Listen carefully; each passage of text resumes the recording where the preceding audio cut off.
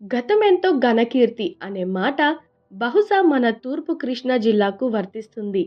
చరిత్ర పుటలు తిరగేస్తే 1867లోనే గోవా నుంచి మచిలీపట్నం పోర్టు వరకు సరుకు రవాణా కోసం మీటరు గేజీ రైల్వే మార్గాన్ని నిర్మించారు నాటి ఆంగ్లేయులు.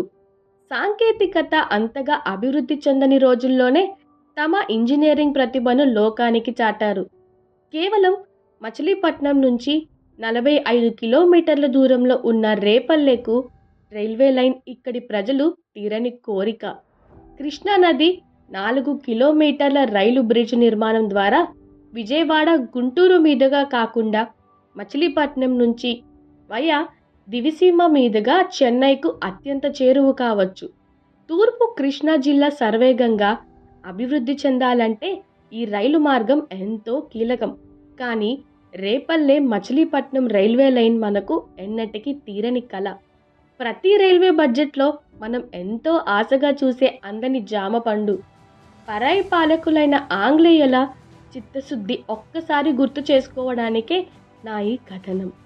చూసారు కదా ఫ్రెండ్స్, ఇలాంటి వీడియోస్ మరెన్నో తెలుసుకోవాలనుకుంటే please like, share and subscribe to our channel. Thank you.